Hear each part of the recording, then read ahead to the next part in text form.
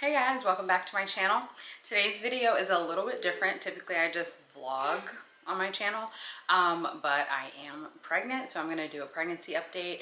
This video will cover everything from my frozen embryo transfer to 11 weeks, which I'm 11 weeks in like a few days now. But if you have not already, go ahead and subscribe. Go ahead and like this video. Stay tuned if you want to see an update.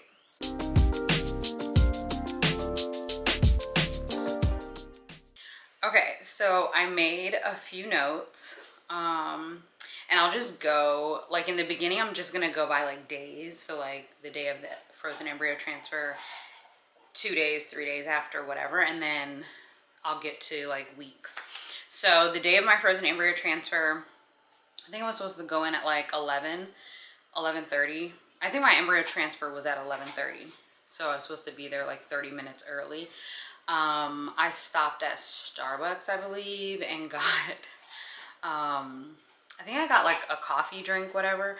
But then I also ordered a water because I remembered my bladder needs to be like really full for my frozen embryo transfer. Mind you, my bladder was still not full enough, so that didn't help. But also I think that might have been because when I got to my clinic, I think it was the first embryo transfer of the day, and there were only 2 embryo transfers that day. So I got there, checked in. I thought I would have like 30 minutes, 45 minutes to like actually have to go back and do anything. And it was very different from my last embryo transfer, which was in 2020 with Sloan, because I think it was like the pandemic and just things were different. Back then, like I got fully undressed, like went back in their like surgery center and waited pretty much. This time I waited in the waiting room. They have like a little office, well not office, like a little nook, I don't know, on the side. And I went over there. They gave me my basket. They made sure like embryo numbers and everything were correct.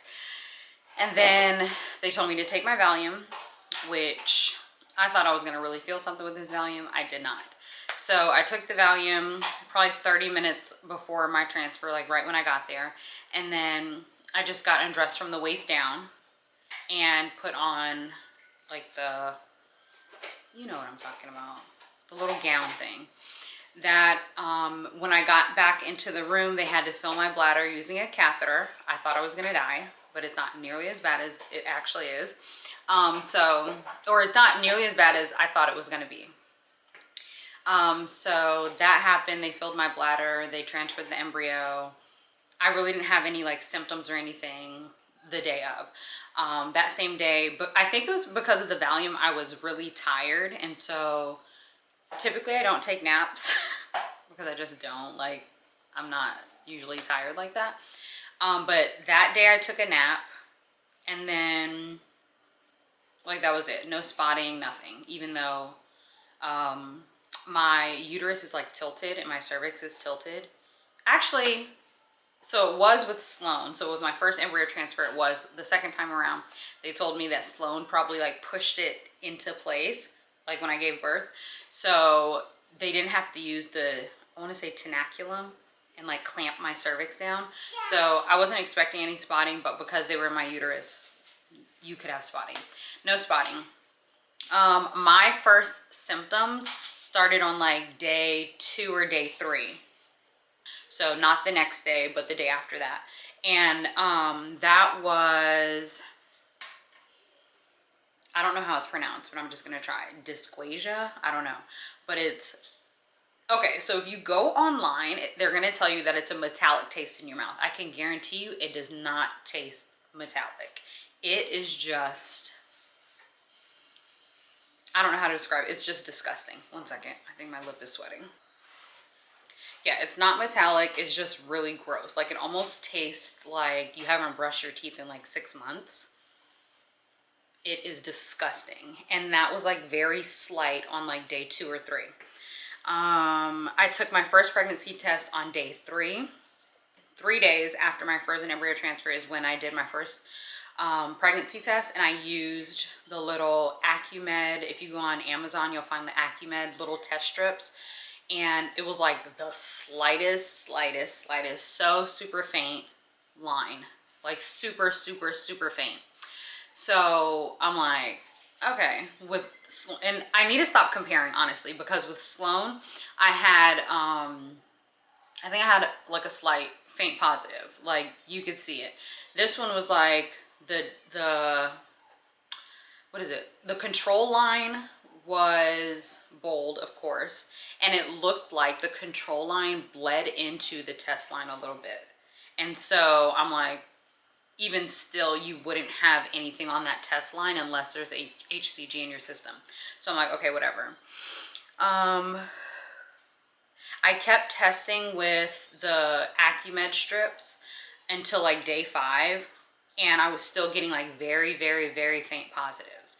And so by day 5, I'm like, I'm just gonna use a first response with the pink line, because those are gonna be accurate. And when I took my first response on day 5, it was like the test line popped up before the control line. So I should have just been testing on first responses so I could actually see the line, like what is it? I should have just used the first response so that I could see like the lines changing every day, like getting darker, but I didn't. I don't know why. And then 11 days after my frozen embryo transfer was my first beta test. Your beta test is when you go to your clinic and they do a blood test to check your HCG levels. Those levels were 406. And then 3 days after that, I had my second beta. My clinic will not have you do betas after your HCG levels reach 2000. So I was hoping that by my second beta, my levels would have been in the 2000s, but they weren't. It was like 1900 something. But still, because it was in the 1900s, my next step was like a prenatal appointment. So I scheduled my prenatal appointment. So pretty much I'm just going over like symptoms. So between like frozen embryo transfer until probably like 8 weeks, I had like no symptoms at all, aside from the taste in my mouth. And to get rid of that taste, I literally have to like scrape my tongue, brush it, scrape it, gargle with salt water. It's like I need like a very neutral palate. I don't want to taste anything because everything sits on my tongue. Anything I eat sits on my tongue. So, I think I might have been at like 6 weeks, I had light spotting. And I had already had my positive pregnancy test, so I knew it wasn't implantation bleeding, because implantation bleeding means the embryo hasn't implanted yet and it's implanting right now. It wasn't doing that because I already had my positive pregnancy test. So that kind of freaked me out, but also like with IVF pregnancies, the chances of having bleeding in pregnancy go up, and bleeding in pregnancy is not out of the ordinary. All right, so at 7 weeks, it was just the same stuff. Like there was no more bleeding after 6 weeks, or after the one incident of spotting, and it was like very faint. You could only see it when I wiped.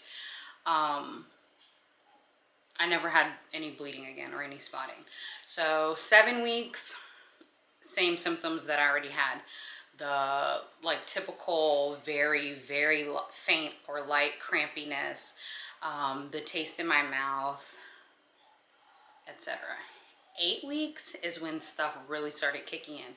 So at 8 weeks was when I started getting like, maybe 7-8 weeks, between 7 and 8 weeks, I started getting like lightheaded if I moved too fast, or like stood up too fast, or like really out of breath if like I had to go. So I live in a townhouse, so like if I have to go up more than, well actually if I go up one flight of stairs, I'm like out of breath. But if I have to go up both flights of stairs, then I'm like exhausted. Like my thighs are burning, I'm like out of breath. I have to like sit down, put my feet up. Like I was like super lightheaded. And I started to get like sick to my stomach. So I'm just not a person who vomits.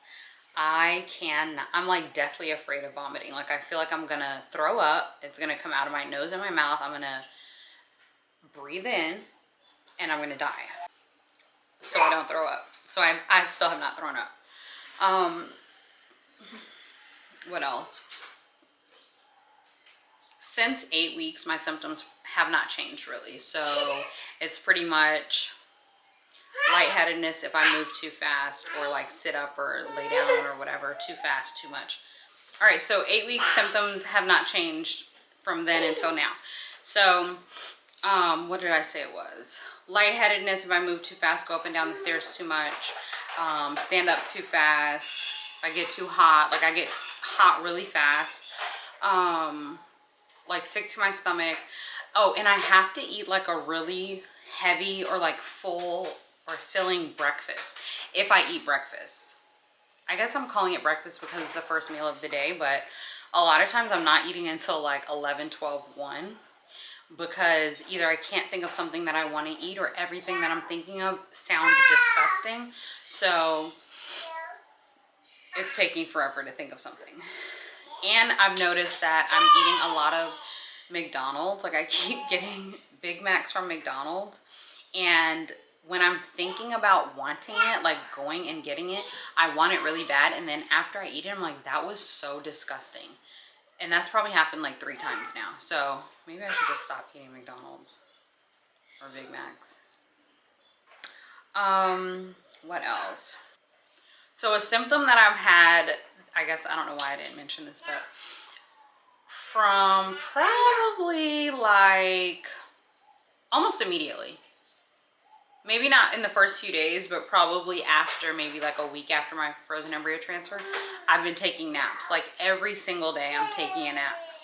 So that's another symptom. So far, hopefully, and the thing is, like with my last pregnancy, I was like really sick to my stomach, everything, until I got to my 2nd trimester. But actually it like died down around 10 weeks. What I also noticed is, because I did IVF and I was on metformin, the metformin made me so sick, like sick to my stomach. We went up to Delaware a few weeks ago to visit my grandfather, and I forgot to take my metformin one night, because I usually take it at night just because if it makes me sick, like I'll just be sick in my sleep and I won't know. But I forgot to take it one night, and the next morning I could just eat like breakfast, eat normal. But also I think that I was like much earlier on, and I wasn't really getting any symptoms aside from that anyway.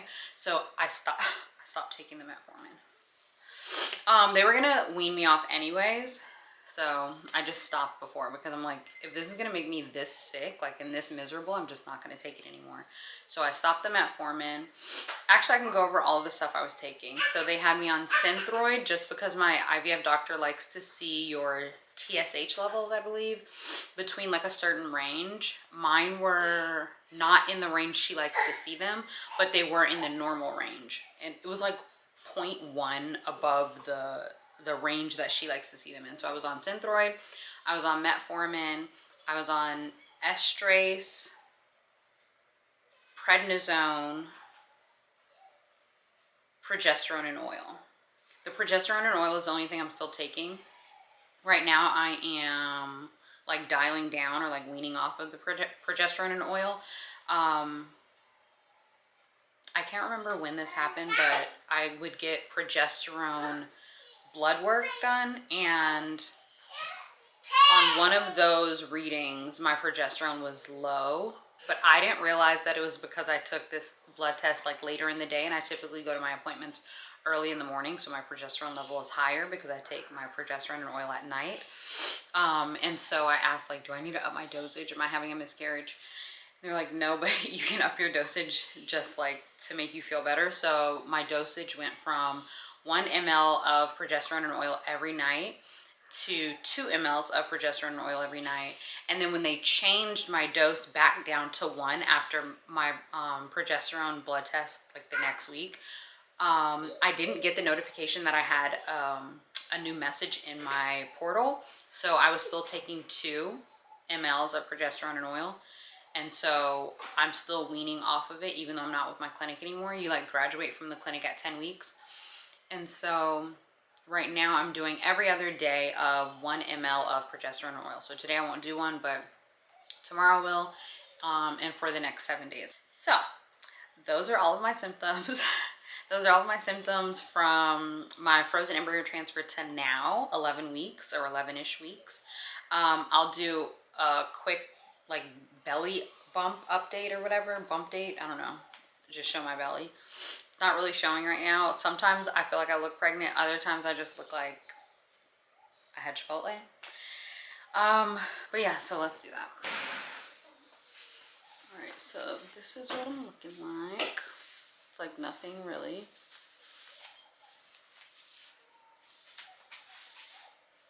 Just like no definition pretty much.